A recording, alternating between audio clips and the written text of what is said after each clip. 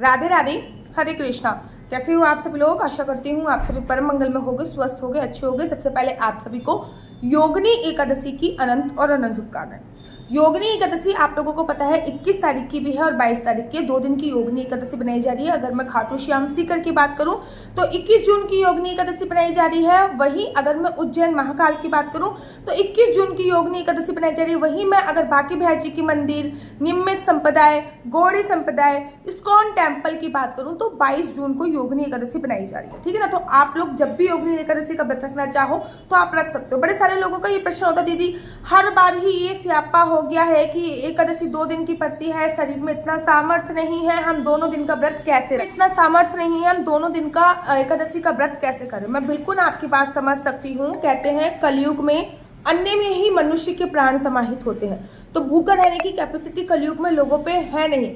जब भी एकादशी 2 दिन की पड़ती है तो आप दोनों दिन का व्रत अगर रख सको तो बहुत अच्छी बात है, अगर शरीर में सामर्थ्य है। लेकिन अगर शरीर में सामर्थ्य नहीं है तो दूसरे दिन वाली एकादशी का व्रत रखना आपके लिए सर्वोत्तम माना जाएगा। अगर आप फिर भी कंफ्यूज रहते हो तो आप हमेशा इस बात का ध्यान रखिए कि जो भी आपके इष्ट है, मतलब अगर आप खाटू श्याम को मानते हो तो उसके तर्ज पे एकादशी रखा करो। अगर हम बाकी भैजी के मंदिर को मानते हो तो उनके तर्ज पे एकादशी रखा करो।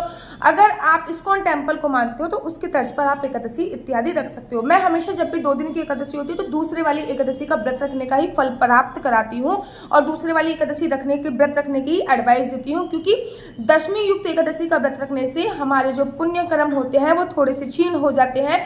द्वादशी युक्त एकादशी का व्रत रखने से आपको 1000 एकादशी के व्रत रखने का पुण्य जो होता है वो प्राप्त होता है। एकादशी 21 और 22 तारीख दोनों दिन की बनाई जा रही है। इस वीडियो में मैं आप लोगों को बताऊंगी एकादशी की समस्त पूजा विधि, भगवान का प्रिय भोग और इस एकादशी पे करने वाला एक चमत्कारी उपाय। शास्त्रों में पद्म पुराण में ऐसा वर्णन आया है कि योगिनी एकादशी पर अगर आप पीपल की पूजा अर्चना वंदना करते हो तो आपको महान पुण्य की प्राप्ति मिलती है, लेकिन रविवार का दिन नहीं होना चाहिए। शास्त्रों में ऐसा वर्णन आया है कि योगिनी एकादशी पर पीपल के पेड़ की पूजा करने से आपको सभी भौतिक सुखों की प्राप्ति होती है, जैसे कि संतान की प्राप्ति, जैसे कि अच्छे घर की प्राप्ति। ये सब हमारे भौतिक सुख हैं। ठीक है ना। अच्छे हस्बैंड की प्राप्ति होना, अच्छी उत्तम संतान की प्राप्ति होना, अपनी जरूरत की जो सामान है उनकी प्राप्ति होना, ये सब भौतिक सुख होता है। लेकिन उस दिन रविवार नहीं होना चाहिए।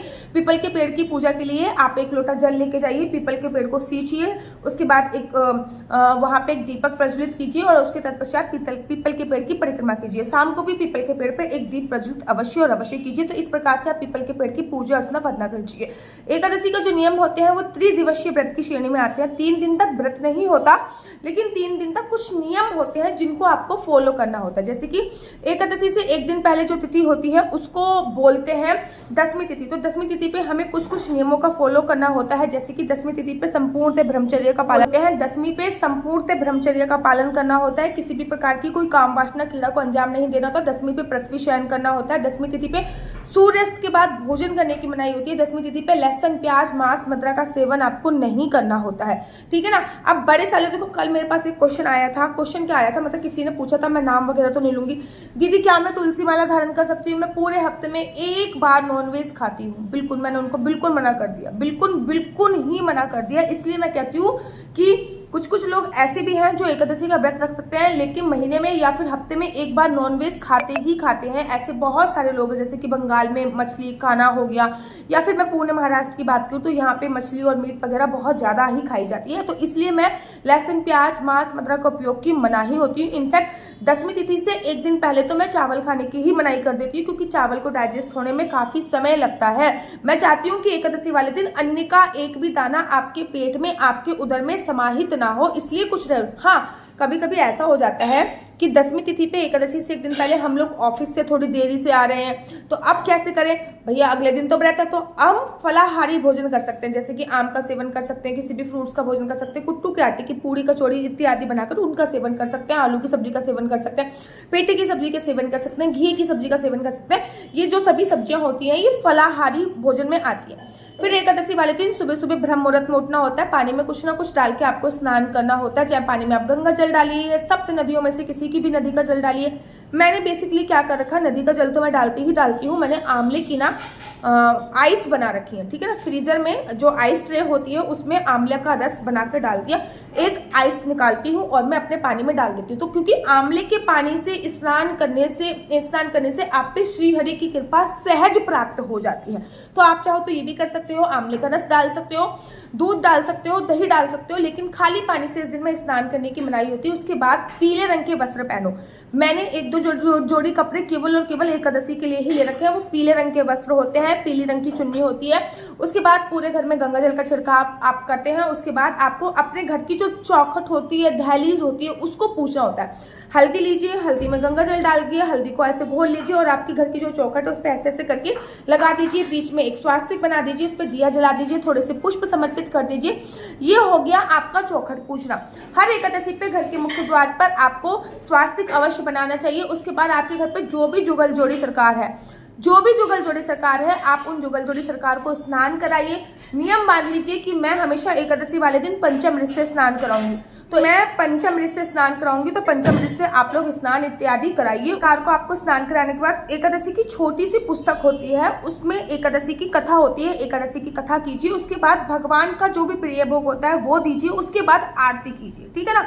आरती करने के बाद तुलसी माता के पास आ जाइए, तुलसी माता पे दीप प्रज्वलित कीजिए और तुलसी माता की परिक्रमा प्रारंभ कर दीजिए। तुलसी माता की मिट्टी को थोड़ा सा निकाल के अपने तिलक लगाइए। ऐसा बोला जाता है कि तुलसी का जो तिलक होता है एकादशी वाले दिन अगर हम ऐसा नहीं कि तुलसी छू नहीं सकते, हमें पाप लगेगा, ऐसा कुछ नहीं होता है। तो तुलसी की जो मिट्टी होती है उसको टच करके अपने तिलक लगाइए। तुलसी के पत्ते नहीं तोड़ते। उसके बाद आप आपके गुरु का जो भी मंत्र है वहीं पे बैठकर आप उस मंत्रों का जाप कीजिए। नहीं तो आप हरे राम राम राम हरे हरे, हरे कृष्ण कृष्ण कृष्ण हरे हरे का भी जाप कर सकते हैं, या फिर अन्यथा आपके गुरु ने जो मंत्र दिया है उसका जाप कीजिए, या फिर ओम नमो भगवते वासुदेवाय का जाप कीजिए। नहीं तो संत श्री प्रेमानंद जी महाराज बोलते हैं राधा राधा राधा कट जाएगी सभी प्रकार की बाधा, उसका जाप कीजिए। योगिनी एकादशी पर पीपल की पूजा अर्चना वंदना का बड़ा विशेष महत्व होता है, तो पीपल की पूजा अर्चना वंदना जरूर कीजिए, जरूर और जरूर कीजिए। पीपल का पेड़ घर पे नहीं लेके आते हैं, पीपल का पेड़ घर पे नहीं लगाते, इसलिए यहाँ पे भी पीपल का पेड़ होगा और जितना पुराना पीपल का पेड़ होगा उनकी पूजा अर्चना वंदना जरूर कीजिए। मंदिर जा सकते तो मंदिर जाइए। पूरे दिन किसी की निंदा चुगली इत्यादि नहीं करनी, दिन में सोना नहीं चाहिए। किसी भी एकादशी पे दिन में सोने की मनाही होती है। उसके तत्पश्चात शाम को पूजा होती है। शाम की पूजा के वक्त घर के मुख्य द्वार पे 2 दीपक जलाइए, तुलसी माता पे 1 दीपक जलाइए। वैसे तो मैं एकादशी पर सुबह ही अखंड ज्योत जलाने के लिए बोल देती हूँ, क्योंकि एकादशी की महिमा इतनी है कि सुबह पूजा का उतना फल नहीं मिलता जितना रात्रि जागरण का फल मिलता है। लेकिन कलयुग में निंद्रा रानी बहुत जल्दी आ जाती है, तो ऑब्वियसली बात है रात्र को पूरी रात जगना असंभव होता है। तो अगर आपने सुबह अखंड ज्योत नहीं जलाई तो जब आप शाम की पूजा करते हैं तो एक अखंड ज्योत जला दीजिए। बेशक आप सो जाओ, लेकिन आपकी एब्सेंट में एक अखंड ज्योत जलती रहनी चाहिए। इस बात का आपको विशेष तौर पे ध्यान देना होता है।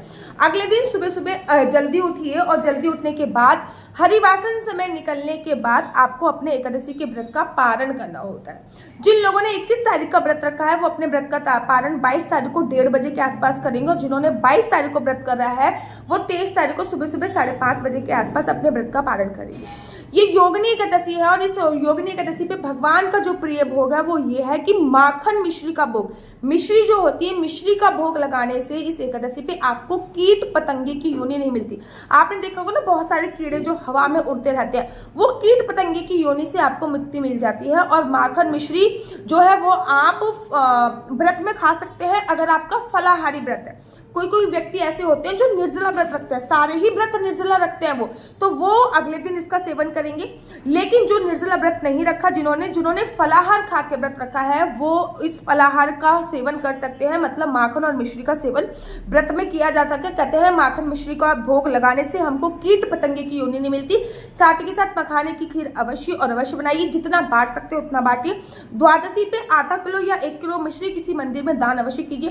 कहते हैं एकादशी पर जिस चीज का हमने भोग लगाया है द्वादशी पे वो चीज दान करने की बहुत बड़ी महिमा शास्त्रों में बताई गई है। मैं बेसिकली देखो, मैं 21 और 22 तारीख दोनों दिन का व्रत रखूंगी। 21 तारीख को मैं फलाहार खा के व्रत रखूंगी, आराम से कुट्टू वुट्टू का आटा वगैरह ये सब खा लूंगी। 22 तारीख को जो भी है वो भी मैं फलाहार से व्रत करूंगी, लेकिन उसमें कुट्टू का आटा इत्यादि का सेवन नहीं करूंगी। अगर आप 22 तारीख को व्रत कर रहे हो तो 21 तारीख को सब कुछ खा सकते हो, लेकिन कोशिश कीजिए कि चावल का सेवन ना करें, क्योंकि उस दिन भी पूरे दिन की एकादशी होने वाली है। मेरा नंबर आपको नीचे स्क्रीन पे दिख रहा होगा, मेरा नंबर है 4 बार 9 20 25 65। आई रिपीट अगेन 4 बार 9 20 25 65। आपका बच्चा जॉब करेगा या बिजनेस करेगा? बिजनेस करेगा तो किस फील्ड में बिजनेस करेगा? जॉब करेगा तो किस सेक्टर में जॉब करेगा? क्या है आपके बच्चे का लकी नंबर? क्या है आपके बच्चे का लकी कलर? कुंडली में राजयोग है या नहीं है? कुंडली में सरकारी नौकरी का योग है या नहीं है? संतान प्राप्ति का योग कब है? आपके और आपके हस्बैंड का रिलेशनशिप बहुत अच्छा नहीं है, उसी लिए क्या कर सकते हैं? कौन से ग्रह नक्षत्र आपके खराब है? विदेश जाने की संभावना है या नहीं है? ये सभी जानकारी आप मेरे से कुंडली के माध्यम से प्राप्त कर सकते हैं। कुंडली देखना बिल्कुल भी फ्री नहीं है, कुंडली देखने के थोड़े से चार्जेस है। और इस नंबर पर मुझसे किसी भी प्रकार से कोई भी क्वेश्चन आंसर पूछने के लिए फोन मत कीजिएगा। ये नंबर केवल और केवल मैंने कुंडली दिखाने के लिए दिया हुआ है। अगर राधे राधे, हरे कृष्णा। विभिन्न प्रकार की असली तुलसी माला आप लोगों के लिए मैं लेके आई हूँ और ये 100% ओरिजिनल तुलसी माला है। विभिन्न प्रकार की असली तुलसी माला, रुद्राक्ष की माला 30 रुपये से प्रारंभ होकर मेरे पास 1500 रुपये तक की तुलसी माला है। कार्ड वाली तुलसी माला, 1 राउंड वाली तुलसी माला, 2 राउंड वाली तुलसी माला, लड्डू गोपाल की तुलसी माला, विभिन्न प्रकार की अलग अलग प्रकार की तुलसी माला सीधा वृंदावन धाम से आपके लिए है। आप अपने अनुरूप मेरे से ये तुलसी माला मंगा सकते हैं, जितना आपका बजट हो उस हिसाब से। 10 साल तक चलने वाली तुलसी माला, कार्ड वाली तुलसी माला, लैब टेस्ट वाली तुलसी माला, न केवल तुलसी माला अपितु आप लोगों के लिए लड्डू गोपाल के साबुन, लड्डू गोपाल का इत्र, लड्डू गोपाल को लगाने वाला खस का इत्र, लड्डू गोपाल को लगाने वाला चंदन, सभी प्रकार के चंदन आप लोगों के लिए उपलब्ध भी है। न केवल तुलसी माला है बल्कि हाथ में पहनने वाले राधा नाम के बहुत सुंदर से ब्रेसलेट भी आप लोगों के लिए उपलब्ध हो रहे हैं। राखी आने वाली है तो विभिन्न प्रकार की हमारे पास राखियां भी उपलब्ध है। आपने भाइयों को इस बार राधा नाम की राखी बांधी ताकि उन पर भी राधा रानी की असीम और असीम कृपा उन पर बनी रहे। न केवल राधा नाम की राखी हमारे पास उपलब्ध है अपितु लैब सर्टिफिकेट द्वारा बनाई गई राधा नाम की राखी भी हमारे पास है। इसमें हमने एक्स्ट्रा कराया हुआ ताकि ये 100% ओरिजिनल हो। असली तुलसी की विभिन्न प्रकार की डिजाइनर तुलसी माला भी हमारे पास उपलब्ध है। आप देख सकते हो चोटी वाली माला, जाली वाली माला बहुत ही सुंदर लुक देती हैं और बहुत ही कम प्राइस में आप लोगों के लिए 100% ओरिजिनल प्रोडक्ट हम लोग लेके आए हैं। तो देर किस बात की, नीचे दिए गए नंबर पर अभी के अभी ऑर्डर कीजिए और अपना ऑर्डर प्लेस करवा लीजिए।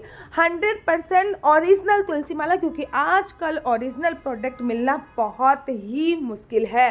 विभिन्न प्रकार की डिजाइनें और विभिन्न प्रकार के आप लोगों को उपलब्ध हो जाएंगे। न केवल तुलसी माला अपितु हमारे पास संत श्री प्रेमानंद जी की प्रतिमा भी बहुत सुंदर है, जो कि हम आगे आपको वीडियो में दिखाते हैं। जल्दी से ऑर्डर कीजिए हरि बोल मार्ट में और नीचे जो दिया हुआ नंबर है उस नंबर पर संपर्क करके आप विभिन्न प्रकार की तुलसी माला मंगा सकते हो। यहाँ पे भगवान राधा कृष्ण जी की तुलसी माला है, राधा नाम की तुलसी माला है। तो देर मत कीजिए, order place now. Radhe Radhe, Hare Krishna. अगर आपको मेरी वीडियो अच्छी लगती है तो आप अपने यूट्यूब चैनल हरि बोल को लाइक शेयर सब्सक्राइब करना बिल्कुल भी मत भूलिए। तब तक के लिए मुझे दीजिए इजाजत। राधे राधे, हरे कृष्णा, हरि बोल।